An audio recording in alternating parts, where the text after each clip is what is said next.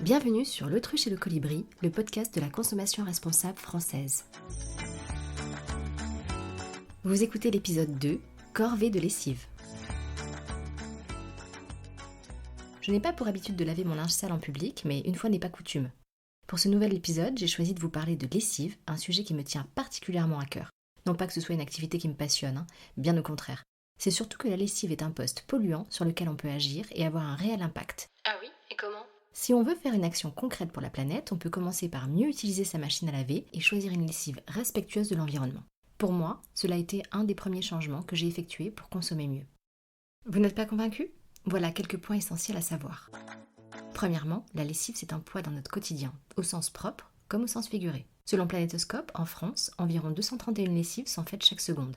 Concrètement, cela veut dire que depuis que je vous parle, environ 9500 lessives ont été lancées. Peut-être même êtes-vous en train de m'écouter en lavant votre linge.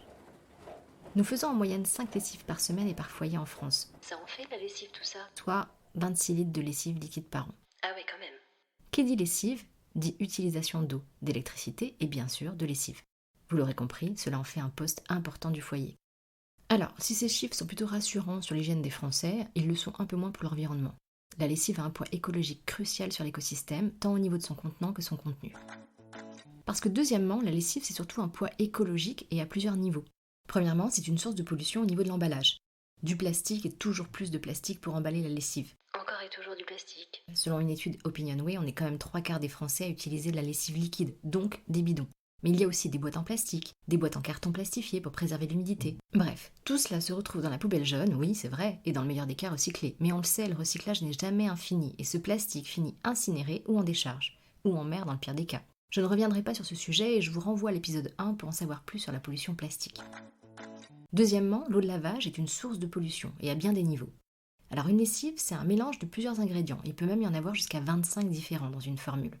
Alors que tous les ingrédients constitutifs d'un produit cosmétique doivent figurer sans exception sur le packaging, ce n'est pas le cas pour la lessive. Ah bon ? Et pourquoi ? La législation n'impose pas encore la transparence totale aux fabricants quant à la composition de leur formule. Concrètement, la composition exhaustive d'une lessive n'est pas à la disposition du consommateur, en tout cas pour les lessives conventionnelles.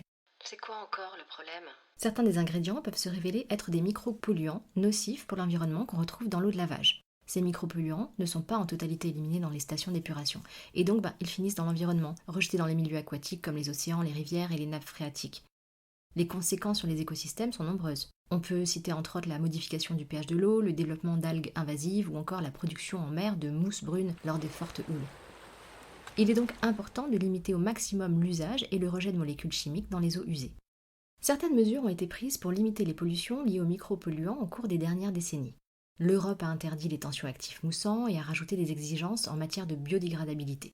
Le phosphate a été interdit en France en 2007 dans les lessives parce qu'il favorisait la croissance d'algues envahissantes et entraînait l'asphyxie de l'océan. Il est aujourd'hui remplacé par le phosphonate, qui n'est pas beaucoup mieux pour la planète car peu biodégradable, il faut le dire. En 2012, le règlement européen a lui aussi limité l'utilisation du phosphate et des composés de phosphore. Si ces mesures ont poussé les industriels à développer des produits un peu moins toxiques, cela semble aujourd'hui insuffisant. Concrètement, les lessives que j'achetais il y a encore quelques mois contenaient des phosphonates, mais aussi du méthylisothiazolinone, encore appelé MIT. À tes souhaits. Un conservateur sensibilisant pour la peau et dangereux pour les yeux. Le comble pour une lessive pour peau sensible. Avec une belle phrase warning, nocif pour les organismes aquatiques, entraîne des effets néfastes à long terme. Si l'eau de lavage est polluée par les micropolluants, elle est aussi polluée par nos vêtements. Nos vêtements ? Vraiment ? Et oui, nos vêtements.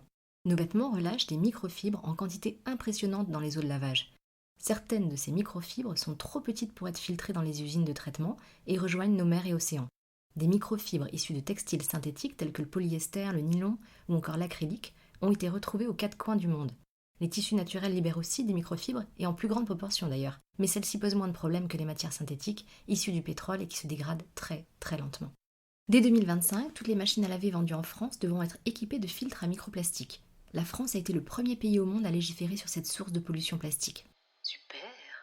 En attendant cette date, vous pouvez utiliser des sacs de lavage pour récupérer les microfibres de vos vêtements. Oui, mais pour le coup, j'avais pas vu venir celle-là de pollution. Les lessives que nous utilisons ne sont pas totalement en cause. C'est plutôt le type de vêtements que nous achetons et donc lavons et notre façon d'utiliser nos machines à laver. Alors concrètement, on fait comment pour laver son linge sale proprement?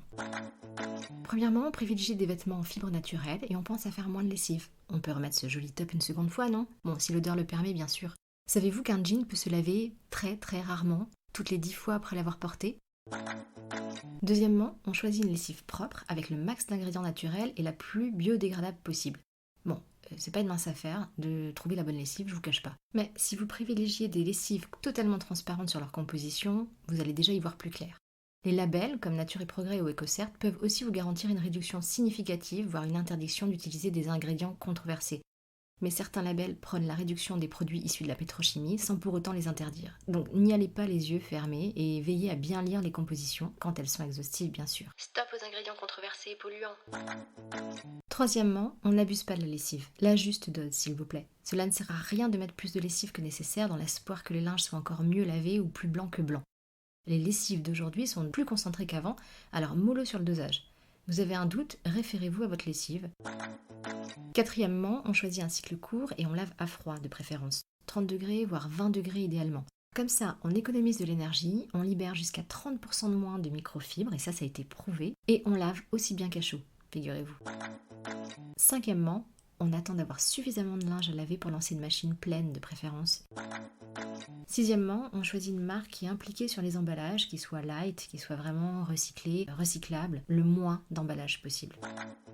Alors bien sûr, vous pouvez choisir de fabriquer votre lessive maison et les recettes ne manquent pas sur internet, vous trouverez tout ce qu'il faut. Selon l'Observatoire de la consommation responsable, en 2020, on est quand même 15% de Français à fabriquer déjà nos produits d'entretien. Mais si vous ne vous sentez pas de vous lancer, voilà une sélection de 4 marques fabriquées en France qui permettent de laver son linge sale de façon propre. J'ai choisi ces marques en particulier car elles sont totalement transparentes sur la liste d'ingrédients, elles sont engagées pour la planète et je pense que vous trouverez votre bonheur entre lessive liquide ou lessive en poudre. Et elles sont fabriquées en France.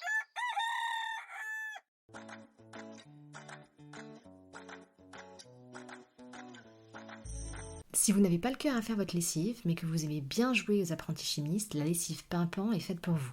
Pimpant propose un kit de lessive à préparer en quelques minutes. Le kit contient un sachet de poudre, un sachet de concentré d'actifs qui agissent sur la saleté et qu'on mélange avec de l'eau de robinet qui est fournie par vos soins et le tour est joué. Ça c'est malin, comme ça on transporte moins d'eau et moins de plastique. La lessive est labellisée EcoCert. Et tout est d'origine naturelle, sauf les enzymes. Elle est très légèrement parfumée, mais sans allergène. Vous pouvez réutiliser un flacon de lessive ou vous en procurer un sur leur site, pas de souci. Le kit s'achète sur le site de la marque ou dans des boutiques de distributeurs spécialisés. Pimpant a également développé des produits pour nettoyer la maison, la vaisselle et propose une box avec des produits ménagers livrés chez vous tous les 3 mois et avec des recharges de votre choix.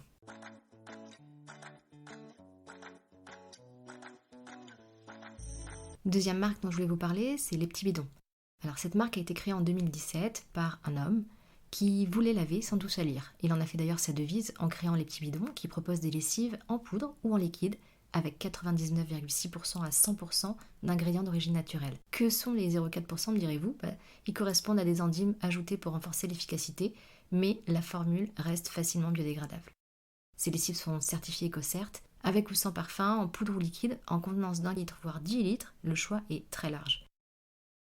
Cette marque de lessive française est vendue directement sur internet. La marque propose aussi un abonnement, mais il est aussi possible d'acheter sans. Elle est aussi référencée dans des magasins comme Naturalia. Amis parisiens, vous pouvez aller recharger votre bidon directement dans les bureaux de la marque, dans une logique vrac.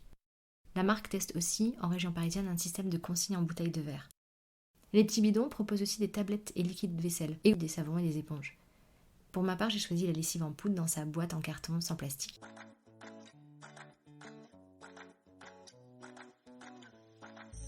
L'alchimiste promeut un retour à l'essentiel vers des ingrédients naturels traditionnels qui ont fait leurs preuves.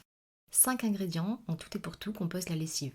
Du savon de Marseille à l'huile d'olive, du bicarbonate de sodium, du carbonate de sodium, un acide végétal et des enzymes. Les formules sont à 99,9% d'origine naturelle. Et le 0,1% des enzymes.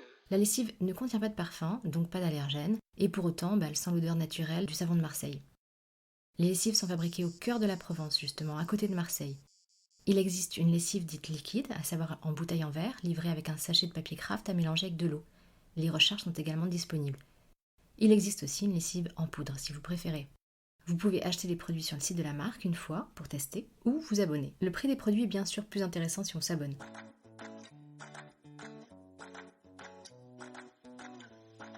Après la lessive de Provence, passons à la lessive de Paris.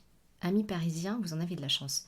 La lessive de Paris, comme son nom l'indique, est fabriquée à Paris. Le concept est simple, une lessive saine, composée de 99,9% d'ingrédients d'origine naturelle, fabriquée à Paris, livrée en bouteille consignée et à vélo. Le 0,1%, c'est un conservateur biodégradable qui permet aux enzymes de conserver leur efficacité, qui n'est pas encore naturelle, mais qu'il prévoit du coup de remplacer pour être à 100% de naturalité. Bref, 0 ingrédient controversé, 0 plastique ou déchets inutiles pour l'emballage, 0 carbone pour la livraison, un circuit très court, sans intermédiaire, et donc des prix avantageux. Une bouteille de 1 litre permet de faire 20 lavages, la formule existe avec et sans parfum. Si vous habitez à Paris intramuros ou dans la petite couronne, vous pouvez commander le pack de départ, un panier qui contient 4 bouteilles de 1 litre. Quand vos bouteilles sont vides, vous pouvez commander vos recharges, qui vous seront livrées chez vous, à vélo. Les anciennes bouteilles vides sont récupérées, lavées, puis réutilisées. C'est vraiment une super initiative et c'est vraiment dommage qu'elle ne soit disponible qu'à Paris pour le moment. C'est pour quand la lessive de Nice?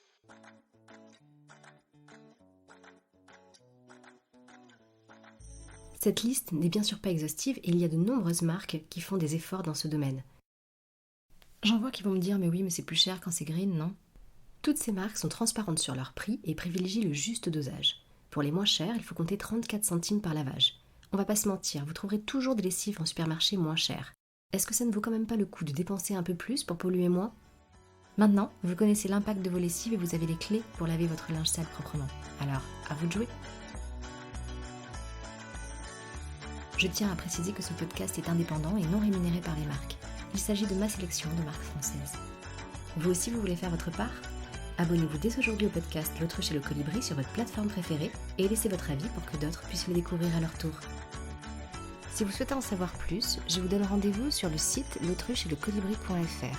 Vous y trouverez des sources, des liens complémentaires pour pouvoir en savoir plus sur ce sujet si cela vous intéresse et les liens vers les marques. Merci à vous, au revoir.